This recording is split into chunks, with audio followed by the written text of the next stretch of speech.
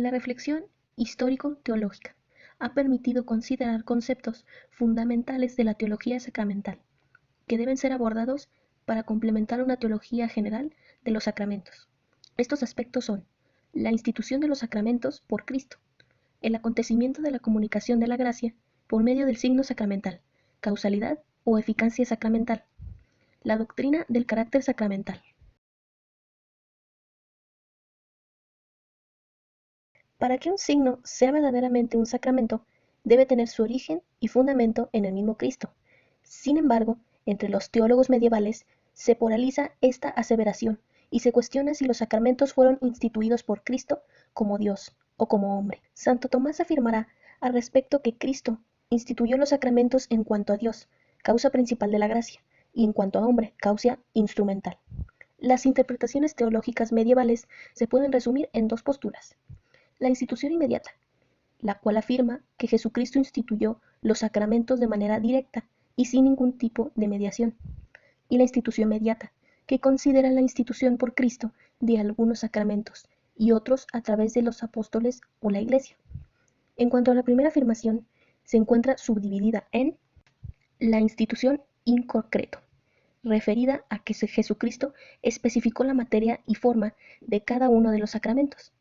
La institución in genere, donde se asegura que Cristo determinó el signo en su aspecto significador y su finalidad, pero no así los elementos concretos significantes, que son susceptibles de ser cambiados o modificados por la Iglesia. El magisterio siempre ha tomado una postura afirmativa acerca de la institución de los sacramentos por parte de Cristo. Karl Rahner parte de tres presupuestos fundamentales. A. La verificación histórica de los datos bíblicos y patrísticos que cuestionan la institución de los 7 sacramentos por parte de Jesucristo. B. La aportación crucial del Vaticano II que concibe la Iglesia como sacramento universal de salvación. Y C. La comprensión de los 7 sacramentos como acciones deducidas del sacramento original que es la Iglesia.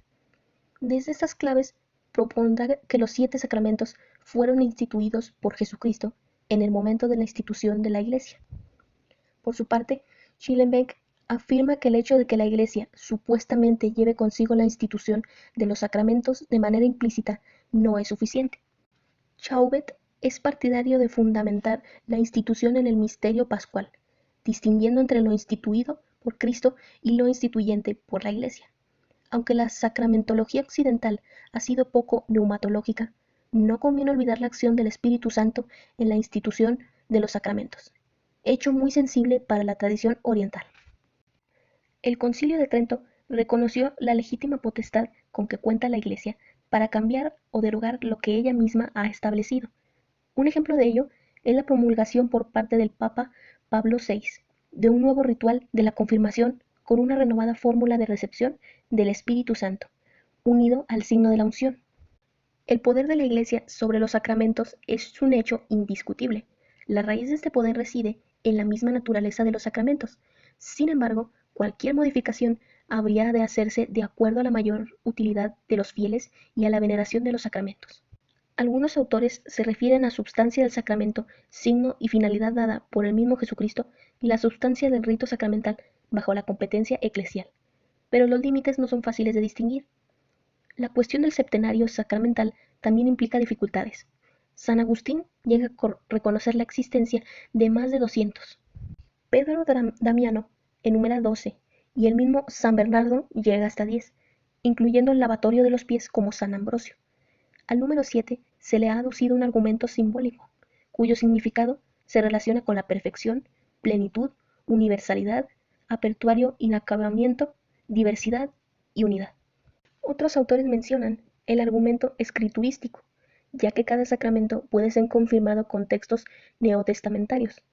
Otros consideraron un argumento de conveniencia antropológica, estableciendo una analogía de los sacramentos con el nacimiento, la madurez, nutrición, enfermedad corporal y espiritual, la autoridad en la sociedad y la reproducción de la especie. Este argumento estaría en concordancia con el principio de encarnación. Otro argumento es el magisterial en controversia con la Reforma, quien solo reconocía el bautismo y la Eucaristía como sacramento.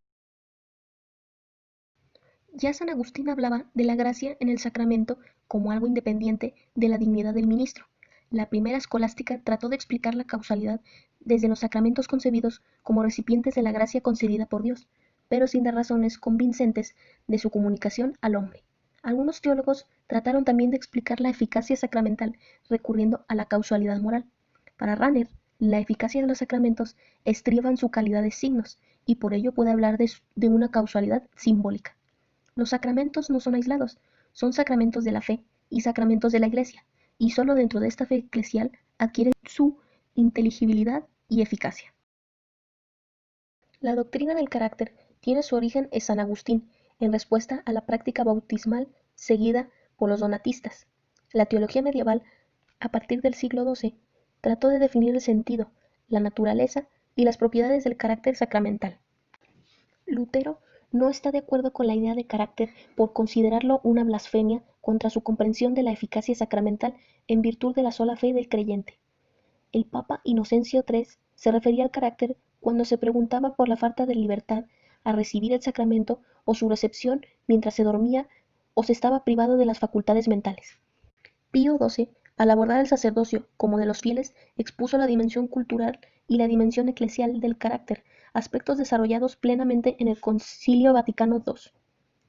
La teología sacramental contemporánea ha considerado que el carácter confiere una consagración tal que supone una configuración e identificación con Cristo que capacita al creyente para el culto dentro de la Iglesia, además de otorgarle una misión específica dentro de la comunidad eclesial.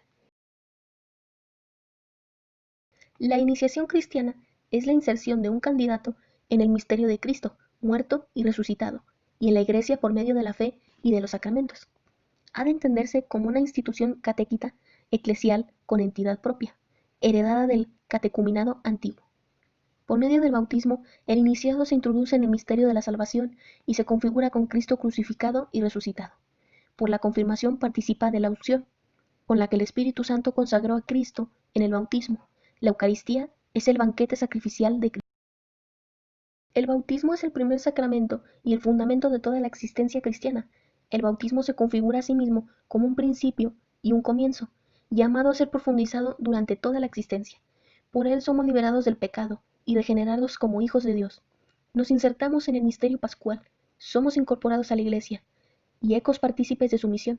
Se constituyen signo y expresión de la comunión entre los cristianos de las distintas iglesias y comunidades eclesiales. Bajo el elemento del agua, símbolo al mismo tiempo de vida y de muerte, de purificación y regeneración, se hizo una reinterpretación a partir de la praxis de Jesús y de su misterio pascual, del sentido que se le asignaba a las abluciones y ritos de purificación. El bautismo de Juan es sobre todo expresión de penitencia para el perdón de los pecados. No es todavía el de Jesús, pero se encuentra estrechamente vinculado con él. Este bautismo, mediante la inmersión en el agua, exige la conversión del corazón en vista a la venida próxima y cercana del Señor.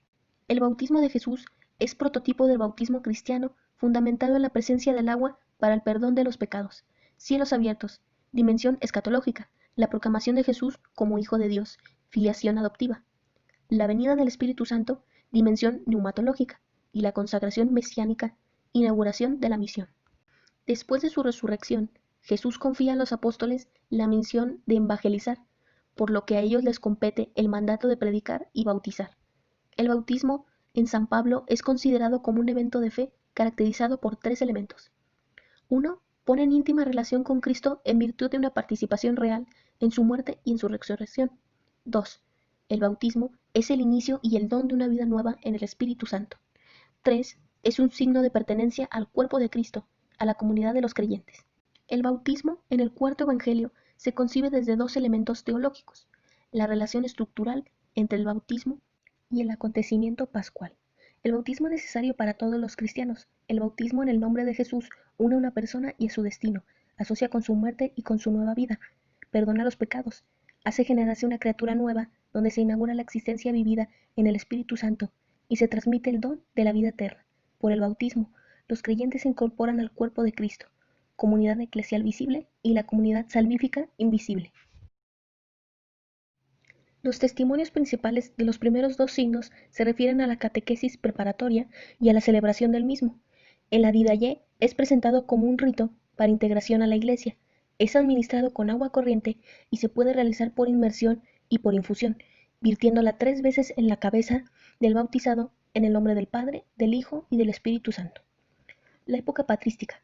La obra fundamental de este periodo para la teología y la liturgia del bautismo es la tradición apostólica, de Hipólito de Roma al inicio del siglo III.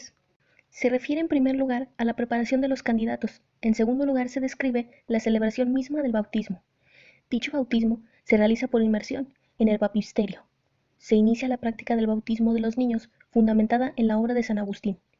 El bautismo en la época patrística, y según San Gregorio Nacianceno, es llamado de diversas maneras: don, gracia, unción, iluminación, vestidura de incorruptibilidad, baño de regeneración y sello, entre otros. El bautismo aparece como un rito destinado al perdón del pecado original, por lo que se produce una progresiva desaparición del bautismo de adultos y prevalece el de los niños. La teología escolástica, condicionada sobre todo por San Agustín en el Concilio de Florencia 1439, se establecen 3 puntos en la evolución en la teología bautismal: el bautismo como incorporación a los fieles del cuerpo de Cristo. El esquema materia-forma se consolida. El ministro ordinario es el sacerdote, a menos que haya necesidad de otras personas lo administren. Los efectos del bautismo son la remisión de las culpas, la entrada en el reino de los cielos y la visión del Dios uno y trino. La Reforma protestante afirmará que el bautismo es tan solo un signo en la fe, se experimenta la salvación de Dios. El Concilio de Trento establece que es un sacramento de la nueva alianza instituido por Jesucristo. Perdona el pecado original y actual de niños y adultos. Dona la justificación al creyente. Obliga a la observancia de la ley de Cristo. Imprime un carácter indeleble. Introduce a la Iglesia. Es necesario para la salvación. El Concilio Vaticano II entiende el bautismo como inserción en el misterio pascual de Cristo. Acentúa el aspecto eclesial comunitario de este sacramento y su importancia en las relaciones ecuménicas con otras confesiones cristianas. Para San Pablo, considera el bautismo es una participación en el misterio de Cristo, y más propiamente en su Pascua, que es la revelación suprema del amor de Dios para con el hombre. El Nuevo Testamento no conoce un bautismo sin fe. Son 2 dimensiones de un único acontecimiento, desde los santos padres hasta el magisterio más reciente de la Iglesia. Ha existido unanimidad en definir el bautismo como sacramento fidei. Esta definición puede entenderse en 4 sentidos. 1. Objetivo. El bautismo es una profesión de fe en acto donde el contenido de la fe trinitaria profesada coincide con la realidad del bautismo. 2. Eclesial. Sacramento de la fe de la Iglesia a la cual incorpora y al mismo tiempo ella se reconoce y se identifica en el bautismo. 3. Personal. Sacramento de la fe del sujeto. 4. Teologal. El bautismo dona la fe y la causa de modo que el cristiano vive de la fe, que nace y crece del acontecimiento bautismal. Nivel bíblico histórico. Los primeros testimonios se remontan al siglo II, viniendo a ser apoyados en una tradición eclesial posterior, confirmada por la doctrina del magisterio de la Iglesia. Nivel teológico. Nace de la consideración del papel necesario de la fe en la celebración del bautismo. La fe del bautizado vive de la experiencia bautismal y del Espíritu de Dios, que se otorga en el bautismo. El bautismo de niños verifica de una manera más clara la absoluta gratuidad. Apunta también en la dimensión comunitaria de la misma fe, que tiene una naturaleza intrínsecamente eclesial. Además, el bautismo es un sacramento de la iniciación de la existencia cristiana. Nivel religioso pedagógico. Contra los cuestionamientos negativos acerca del bautismo de los niños, habría que afirmar que la situación tiene para la Iglesia un valor indicativo y no puede erigirse en criterio fundamental y normativo. La educación neutra y escéptica en el plano religioso y formativo es una ilusión. El Concilio Vaticano II, al referirse a la diversidad de religiones, expresa que quienes buscan a Dios con un corazón sincero y se esfuerzan bajo el influjo de la gracia en cumplir con obra su voluntad, conocida mediante el juicio de la conciencia, puede conseguir la salvación eterna. Con respecto a los niños fallecidos sin haber recibido el bautismo, se afirma que hay razones teológicas y litúrgicas para motivar la esperanza de que esos niños, muertos sin bautismo, pueden ser salvados e introducidos en la felicidad eterna, aunque no hay una enseñanza explícita de la revelación sobre este problema.